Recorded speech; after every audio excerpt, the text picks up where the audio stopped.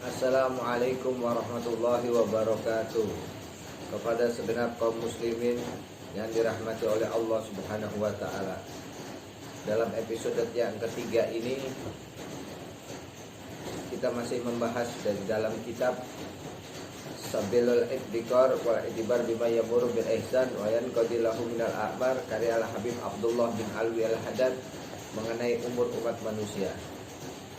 Di video yang ketiga ini kita sudah memasuki bab atau umur yang kedua, yang dimana sebelumnya umur yang pertama ketika kita ada di sulbi Nabi Allah Adam, dan periode yang kedua ini dimulai dari masa manusia keluar dari perut ibunya dengan melalui proses persalinan hingga manusia keluar dari dunia oleh disebabkan mati. Periode kedua ini merupakan umur yang pertengahan yang paling penting dan umur-umur yang dituju menjadi tujuan dalam penciptaan makhluk. Wa ma khalaqtal jinna wa insa illa liya'budun. Tidaklah Allah Subhanahu wa taala menciptakan bangsa jin dan manusia kecuali untuk beribadah kepada Allah Subhanahu wa taala. Dan di dalam umur atau periode kedua ini dimulai dengan masa pembawanan hukum atau taklif berupa perintah dan larangan yang berasal dari otoritas ketuhanan ilahiyah dari Allah Subhanahu wa taala, yang bertumpu pada kedua hal itu segala ganjaran, siksaan, kenikmatan yang abadi di sisi Allah Subhanahu wa taala, atau penyiksaan yang kekal dan menjadi jauh dari rahmat Allah Subhanahu wa taala.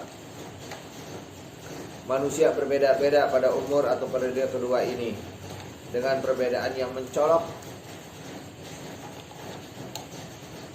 dilihat dari sisi masa atau lama usianya, yang panjang dan yang pendek, dan dipandang dari sisi-sisi yang lainnya.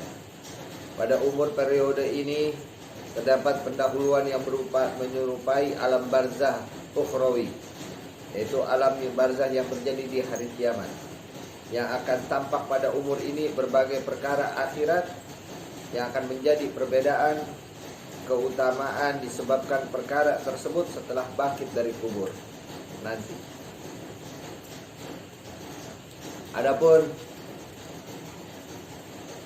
masih tersisa pada umur ini suatu dari makna-makna atau realita-realita adanya manusia di dalam tulang-tulang rusuk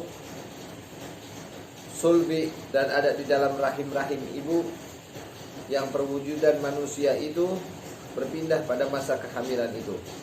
Sebelum manusia tertampakkan di dalam perut ibunya di masa kehamilan, Allah Subhanahu wa taala telah menyebutkan di dalam banyak ayat suci Al-Quran mengenai perkara penting ini. Allah Subhanahu wa taala berfirman,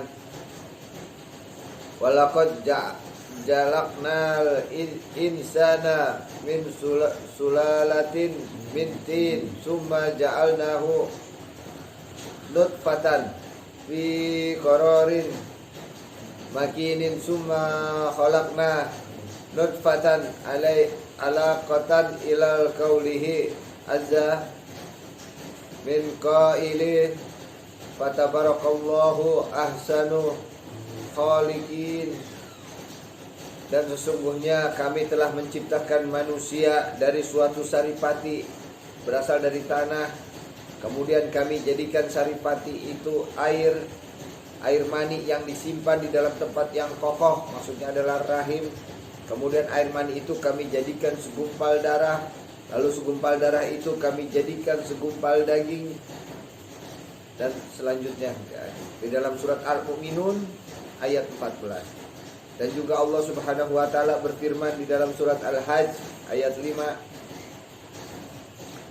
ya ayuhan nas in kuntum fi raibin minal ghaisi fa inna khalaqnakum min qurabin summa min nutfatin summa min alaqatin summa min mudghatin mukhallaqatin wa ghairi mukhlaqatin linubaliyakum nubayyina lakum wa nukiru fil arhami ma nasya'u illa ajal musamma.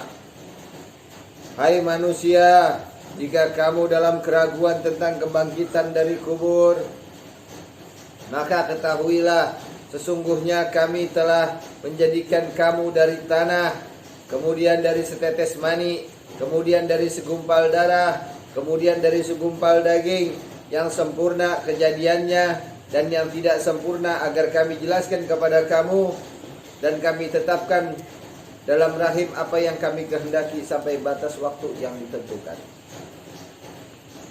Banyak juga di dalam hadis-hadis baginda Nabi besar wa Maulana Muhammad SAW, termasuk hadis-hadis yang paling lengkap dari hadis Abdullah bin Mas'ud radhiyallahu anhu, dan dia disebutkan di dalam dua kitab sahih, yaitu Sahih Muslim dan Sahih Bukhari. Qala hadits Rasulullah sallallahu alaihi wasallam wa huwa shadiqul masduqa in ahadakum yajma'u khalqahu fi batni ummihi arba'ina yawma nutfatan summa yakunu alaqatan misla dhalika summa yakunu mudghatan misla dhalika summa yursilullahu ilaihil malaki wa yunqahu fihi ruhu wa yumaru bi arba'i kalimatin bi katbi rizki wa akhiri wa amalihi. Dan selanjutnya yang panjang sekali hadisnya yang tidak saya sebutkan panjangnya. Intinya adalah sesungguhnya setiap orang dari kalian terkumpul proses penciptaan di dalam perut ibunya selama 40 hari berupa air mani, kemudian menjadi segumpal darah selama 40 hari, lalu berproses menjadi segumpal daging selama 40 hari.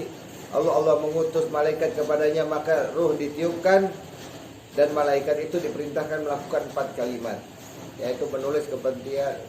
Yang pertama ada rizki, ajal, amal, serta seorang yang celaka atau yang sejahtera. Intinya adalah kita bertawakal kepada Allah Subhanahu wa taala. Apabila ditetapkan oleh Allah Subhanahu wa taala menjadi ahlul yamin atau orang yang dirahmati, yang insya Allah nanti akan masuk ke dalam surga, itulah insya Allah kaum muslimin yang adalah orang-orang yang bertakwa kepada Allah Subhanahu wa taala. Wabillahi taufiq wal hidayah wa lakum minkum. Wassalamualaikum warahmatullahi wabarakatuh.